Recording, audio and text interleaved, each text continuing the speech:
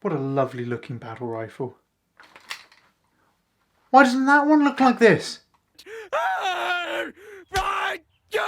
Why? Right, so long-time viewers of the channel might remember me ranting about a certain mate of mine who borrowed my SLR way back when and handed it back with most of the parts magically missing.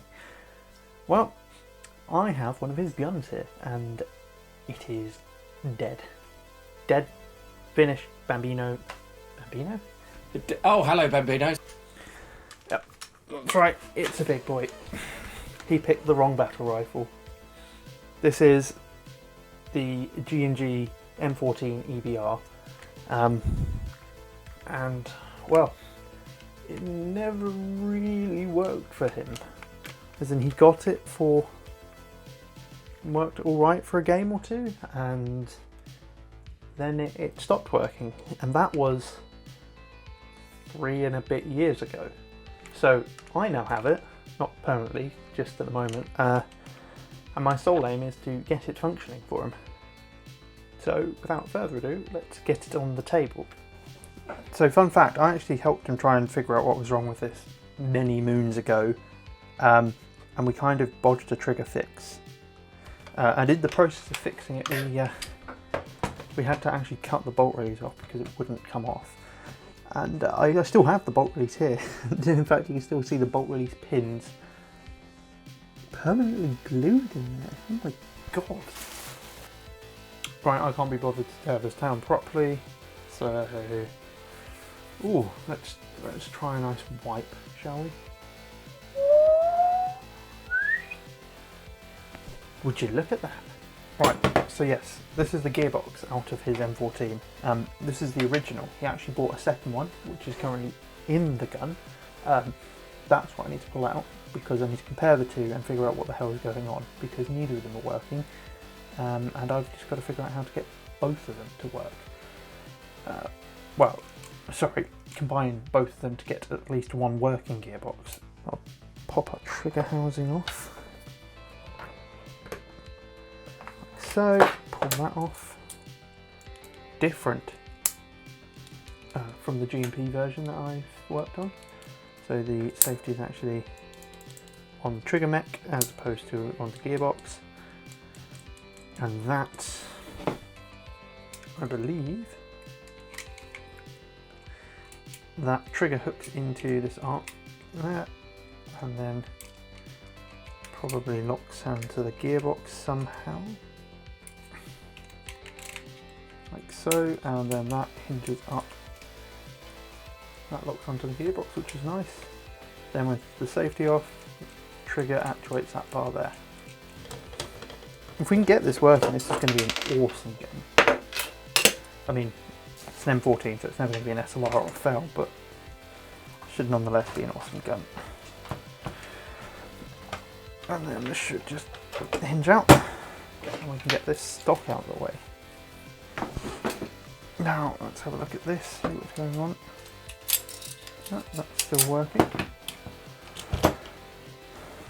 That's not being held on by anything.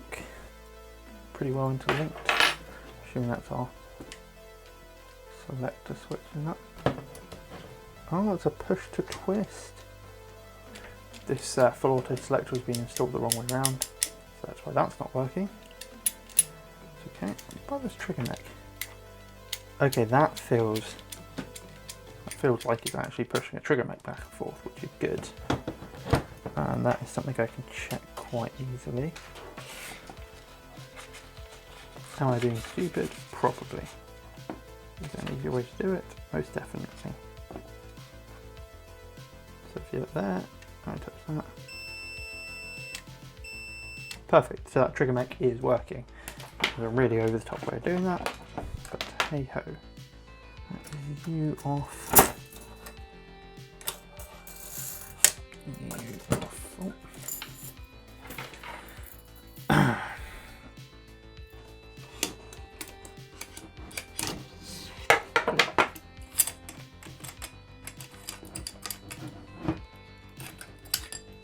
So we got our mock bolt with marking, so that's quite nice.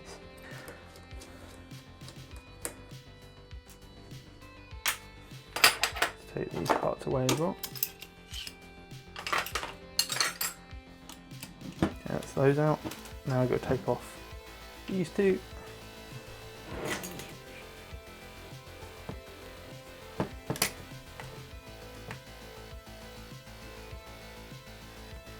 Oh, and that one is made of Chinese. And we're starting to get quite loose. That looks like the last one. And yes, this one is normally hidden under the bolt catch. Something I'm going to look at is seeing if I can get these holes out and replace them. Oh, there is our barrel and hop-up assembly. Yeah, I was being stupid. So that's a sprung loaded bolt, which is the selector. And the issue was you have to push it down to get it out from underneath the catch, or the selector switch, should I say.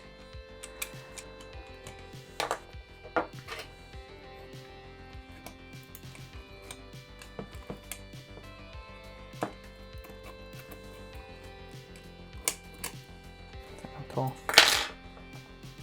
Two of those now, good.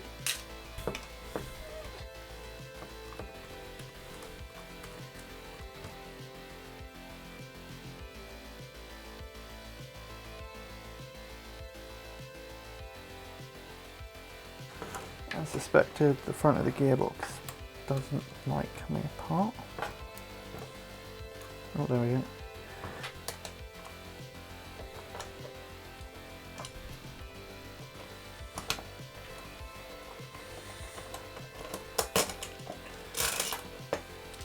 Okay, not bad.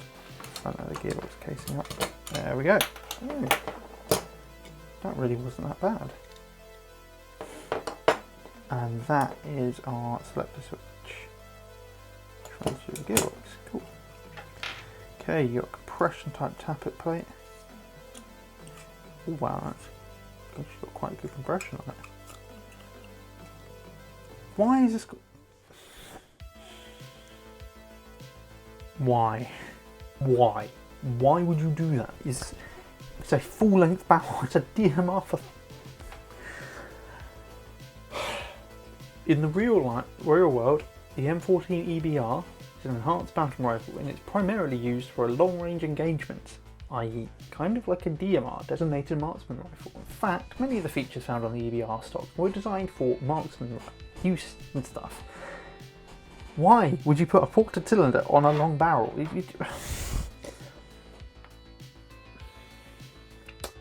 Right, need to order a full cylinder for that. What? I'm sorry, what? What? For those of you who are wondering why I'm sounding so confused and cynical, there is no O-ring on this piston head where there should be. Also, the padding, the rubber padding just kind of came off, which is amazing. That shouldn't be the case. What's the gear quality like? There has been wear on this one. So, for a gun that hasn't been used that much, and I know it hasn't been used that much, probably 4 or 5 games, and this was supposedly new when he got it. I was there when he got it. In fact, he got this gun the same day I got my L85 back there. So they're the same age, but that's been used a hell of a lot more because this has been dead for several years. But these gears have so much more wear on them. Like, that's an amazing amount of wear. So what I'm going to say is I think this gearbox is a bit of a loss. So I'm going to take the trigger mech out of this because it's got our Mosfet on it and drop it into this gearbox and go from there. And hopefully it works.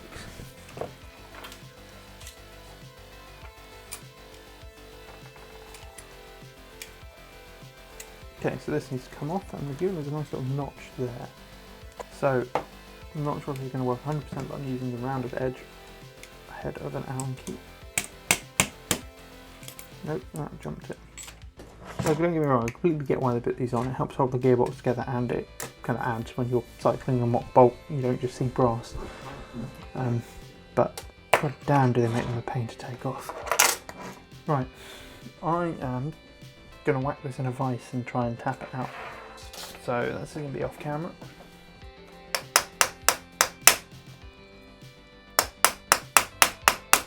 Many months later.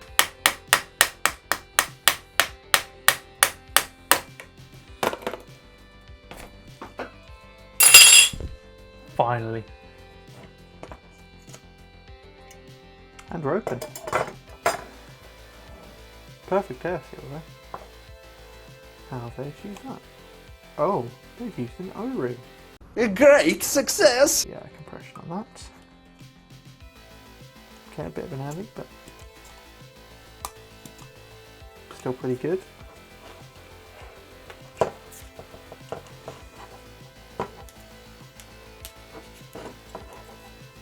If we need it anyway, let's just snip this off.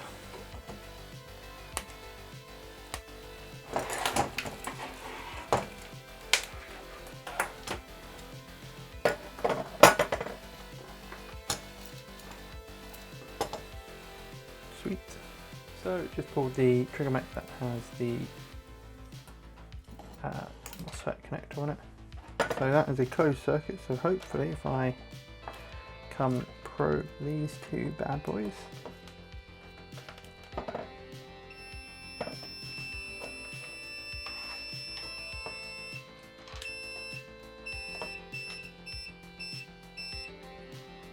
pretty good. That is good to go in the good gearbox. Another little notice. They both have a tooth removed, but the newer one has the G&G green rubber, whereas the old one just has black rubber. Right, so we put the old gearbox back together so it's not in the way anymore. Put that over there. Next task is on the table. We're going to install the Mosfet connector trigger contacts into it, and then we're going to reassemble it, despite the fact I want to replace this at a later date, and just so we can put the gun back together and test it and see if we can get some kind of basic functionality out of it. Drop that in there.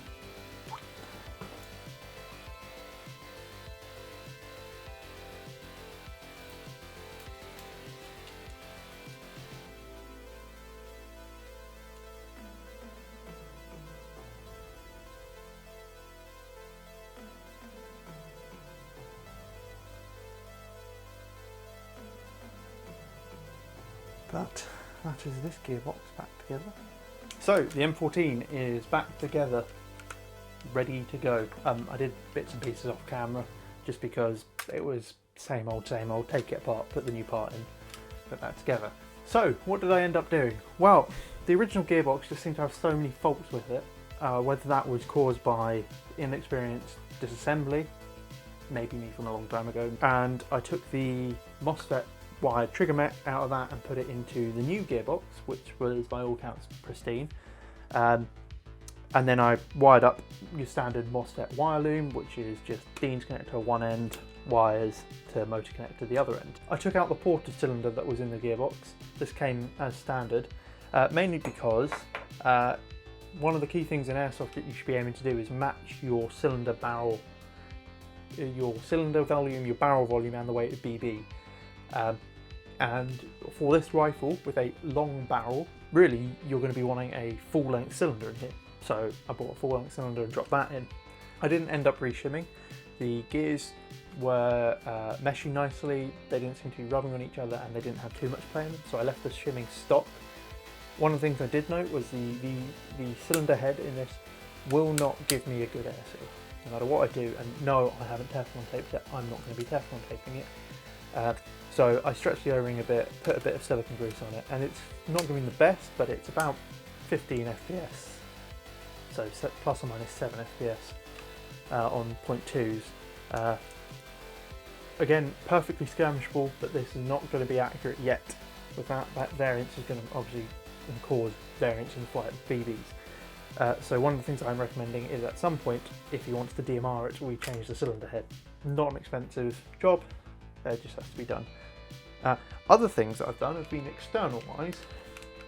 The rear buttstock cheek riser was jammed. So I disassembled it all, covered it in WD-40 and found that there is a spring pin that goes into these indents along the stock here. And it was too far out, so it was jamming. So I backed off the spring pressure in that, and now the cheek rest can be adjusted and locked quite happily. And it is usable, unfortunately.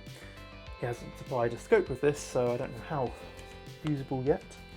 The bolt catch. Yes, the bolt catch that we took off many moons ago by sawing it off because we couldn't get the pin out. And in fact, it took me a while of hammering to get the remains of the pin out this time round. You will note it is held in place with wire, enamel wire. I will be 3D printing a replacement part for that. The bolt does in fact lock back, so you can get in there and adjust your hop and will fly forward absolutely fine. I do have to admit I quite like the bolt charge on an M14. Other niggles with the rifle while I was working on it, the mock extractor on this bolt, that slightly discoloured part you can see there, that fell off when I took the bolt out, so that has now been super glued back in place and hopefully she'll remain in place. In terms of the hop, I've left that stock for the time being. We shall test the performance and see if it needs to be flat hopped at a later date. Unfortunately, I haven't been able to range test it yet. That is something I'm hopefully going to do at some point soon. However, with the hop set about halfway and on 2.8, this chrono's in at about a joule, slightly under 0.98, which is absolutely fine. He wants to run it as a standard field gun for the time being. I'm still pushing to say, why don't you DMR it? It's a DMR platform in real life, let's do that. The supply batteries were 3,300 mAh 8.4 NIMS, and on those, on semi, very nice cycle time on the 8.4. Just give it a quick burst of full auto. Very fast rate of fire. Unfortunately, the NIM won't fit in the handgun with the Mosfet, so I'm recommending he picks up some 7.4s to go with it. You can get bigger ones than this, but this is the 7.4 I have to hand. And on a 7.4, we get a fairly healthy rate of fire. I consider that to be a more realistic rate of fire. And we get a respectable semi-auto cycle time. So, all in all, I think this rebuild has gone quite well. I know I haven't done anything major, but this was more just getting the gun back up and running again, which I believe I have done. So, that is it for now. Check back for more updates on this because I will be trying to range test it and I will be figuring out if it needs any more work done to it. So, if you liked what you've seen, drop a like, drop a comment, and consider subscribing to the channel to watch more of me, you know, sucking at gameplay, sucking at talking about Airsoft, or breaking things. But that's all for now. Auf Wiedersehen.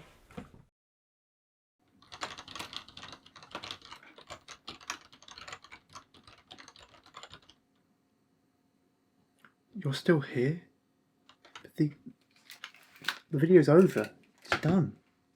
Go home. Oh wait, before you do, instead, why don't you consider watching one of my other videos, or even subscribing on the link down below.